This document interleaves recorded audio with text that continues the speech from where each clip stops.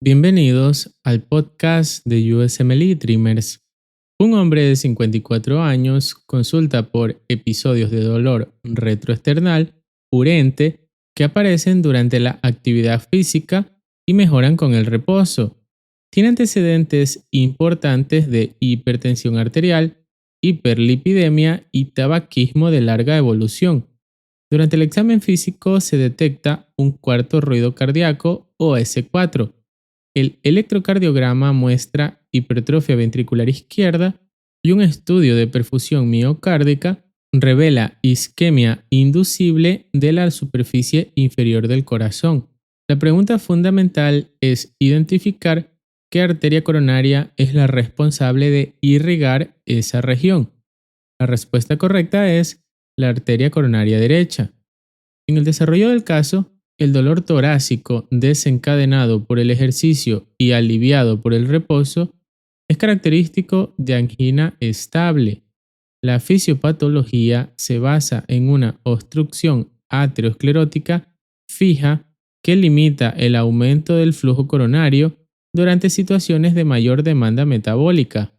Este paciente presenta múltiples factores de riesgo para enfermedad coronaria, hipertensión arterial, hiperlipidemia, tabaquismo crónico y probable hipertrofia ventricular izquierda. El hallazgo de un S4 indica disminución de la distensibilidad ventricular, situación frecuente en pacientes con hipertrofia ventricular izquierda secundaria a hipertensión crónica. La gammagrafía de perfusión demuestra que durante el esfuerzo existe hipoperfusión de la superficie inferior del corazón, y para responder correctamente es necesario conocer la irrigación coronaria normal y el concepto de dominancia coronaria. En la base anatómica y fisiopatológica, las arterias coronarias nacen directamente de la raíz de la aorta. Existen dos vasos principales: arteria coronaria izquierda y arteria coronaria derecha. La arteria coronaria izquierda se divide rápidamente en arteria descendente anterior izquierda y arteria circunfleja. La arteria descendente anterior izquierda irriga principalmente la pared anterior del ventrículo izquierdo, el ápex cardíaco y los 2/3 anteriores del tabique interventricular.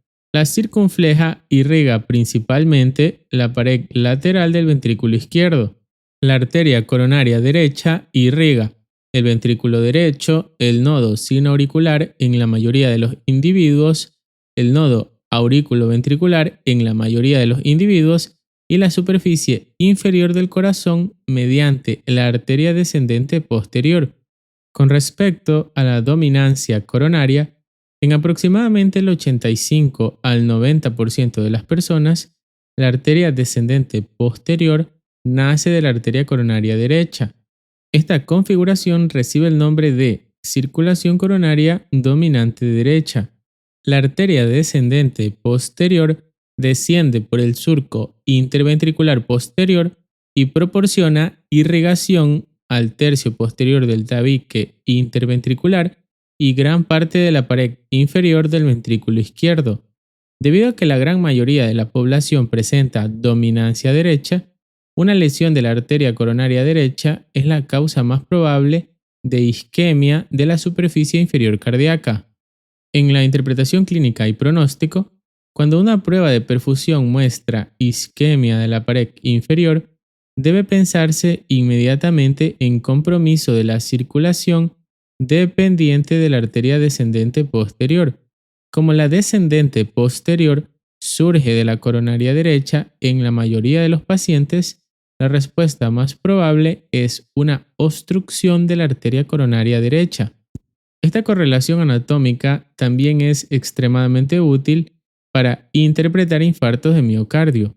Los infartos inferiores suelen asociarse con oclusión de la arteria coronaria derecha, bradicardia, bloqueos auriculoventriculares y compromiso del nodo auriculoventricular.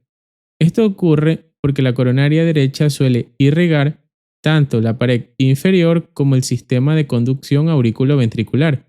En los puntos clave, La angina estable se produce por una obstrucción aterosclerótica fija que limita el flujo coronario durante el esfuerzo.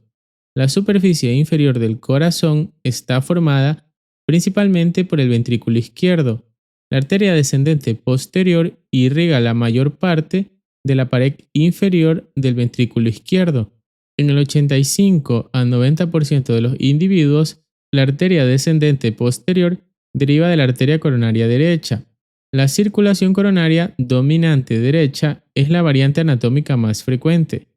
La isquemia de la pared inferior sugiere compromiso de la arteria coronaria derecha. La arteria descendente anterior izquierda irriga la pared anterior y el tabique interventricular anterior. La arteria circunfleja irriga principalmente la pared lateral del ventrículo izquierdo. Los infartos inferiores pueden asociarse con alteraciones de la conducción auriculoventricular. En las preguntas, ¿cuál es la arteria más frecuentemente responsable de isquemia de la pared inferior del corazón? Arteria coronaria derecha. ¿Qué arteria irriga la mayor parte de la pared inferior del ventrículo izquierdo? Arteria descendente posterior. ¿De qué arteria nace la arteria descendente posterior en la mayoría de las personas? De la arteria coronaria derecha. ¿Qué porcentaje aproximado de individuos presenta circulación coronaria dominante derecha? Entre el 85 y 90%. ¿Qué región cardíaca irriga principalmente la arteria descendente anterior izquierda? La pared anterior del ventrículo izquierdo y los 2/3 anteriores del tabique interventricular. ¿Qué hallazgo auscultatorio suele indicar disminución de la distensibilidad ventricular izquierda? Cuarto ruido cardíaco, S4. Y recuerda, la forma más rápida de resolver preguntas de anatomía coronaria es asociar cada pared cardíaca con su arteria principal. La pared anterior con la arteria descendente anterior izquierda. La pared lateral con la arteria circunfleja. Y la pared inferior con la coronaria derecha. Recuerda que la clave de este caso es la dominancia coronaria derecha, en la que la arteria coronaria derecha origina la arteria descendente posterior encargada de irrigar gran parte de la superficie inferior del ventrículo izquierdo.